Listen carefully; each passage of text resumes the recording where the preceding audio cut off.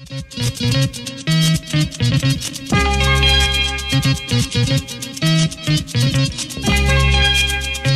qui est important, c'est de voir que Humanis a achevé sa construction, c'est-à-dire l'ensemble des opérations de fusion. Ça veut dire quoi? Par exemple, 27 fusions juridiques.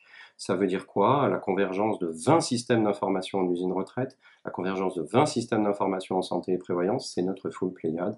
Ça veut aussi dire concrètement 3800 changements de lieu de travail, ça peut être dans le même immeuble, dans le même site, pour l'ensemble des salariés. Bref, c'est un travail gigantesque, monumental. Je vous donne un dernier chiffre. On a rationalisé 4500 bases de données pour construire Humanis. Maintenant, Humanis est construit. Ça veut dire quoi dans cette nouvelle phase? Ça veut dire que Humanis est doté des plateformes d'expertise, de gestion, de systèmes d'information qui lui permettent, dans cette nouvelle phase, maintenant de se focaliser sur l'accroissement de sa performance économique, la réussite de solvabilité 2, son développement et aussi de réfléchir un peu plus loin, ce que chez nous, nous appelons le penser plus loin.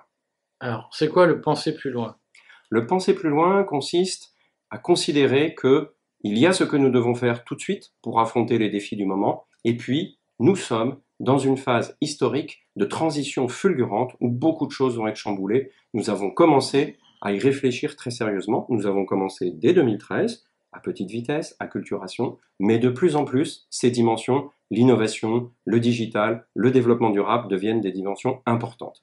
Néanmoins, dans cette nouvelle phase, ce qui est immédiat, c'est réussir Solvabilité 2, nous sommes en bonne marche. Maintenant, Humanis a une architecture de gouvernance qui est construite. En 2016, nous mettrons en place la structure de gouvernance assurance de personnes. C'est une structure fédérale, car comme tous les GPS, Humanis est un réseau fédéral structuré avec des règles. Nous croyons en plus dans ce réseau fédéral à la force du multi-affinitaire. Le multi-affinitaire, c'est quoi? C'est l'ancrage dans des territoires. C'est l'ancrage vis-à-vis de clientèles historiques de certains de nos membres. C'est notre action dans les branches professionnelles. En 2015, ADIS, avec ses partenaires, Humanis, Apicil, a remporté 26 recommandations ou labellisations. Personne ne nous attendait à ce niveau. Maintenant, nous allons effectivement aller équiper les entreprises, fort de cette base installée importante. Le développement dans cette nouvelle phase va devenir assez central. Nous avons des enjeux importants devant nous. L'affaire de la complémentaire santé n'est pas terminée. Sur le terrain, c'est extrêmement intense, avec une accélération en décembre. Et puis, au-delà, nous allons travailler tout le potentiel d'Humanis. Le fait est que, dans cette nouvelle phase, avec un Humanis construit, avec un Humanis redressé économiquement, avec un Humanis disposant d'un ratio de solvabilité qui sera l'un des plus beaux du marché, nous l'annoncerons dans quelques mois, nous avons à la fois du temps et de la force pour aller chercher du développement avec l'ensemble des membres du groupe et avec l'ensemble des partenaires d'Humanis. Alors, structure fédérale, ça veut dire structure centralisée? Justement, structure fédérale ne veut pas dire structure centralisée, veut dire combinaison des forces autour des valeurs d'efficience, de partage, dans des gouvernances qui sont paritaires et mutualistes. Voilà exactement ce qu'est Humanis. C'est vraiment une construction fédérale. Les GPS sont de structure fédérale, intrinsèquement. Autant le dire, l'assumer et en faire un atout, une vraie force pour le développement de ces groupes. Voilà ce que veut dire fédéralisme. Ça ne veut pas dire industrialiser tout, ça veut dire trouver les bonnes combinaisons, la bonne combinaison de force entre ce qui doit être unique et ce qui doit être différent.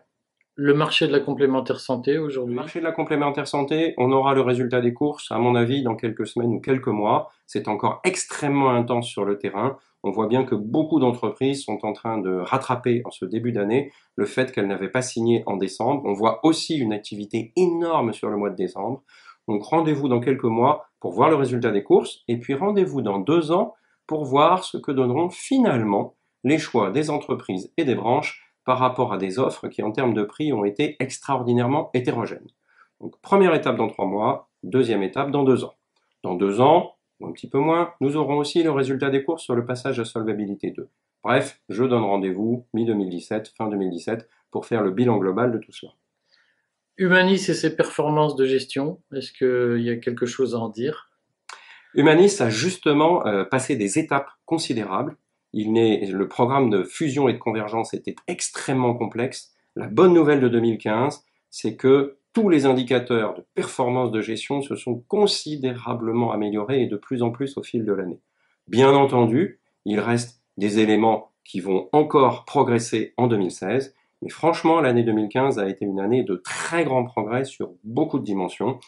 Je pense à toutes nos activités et je pense à une en particulier qui avait été une source de difficulté en 2014 et qui a complètement changé la donne en 2015, c'est le courtage et la gestion déléguée.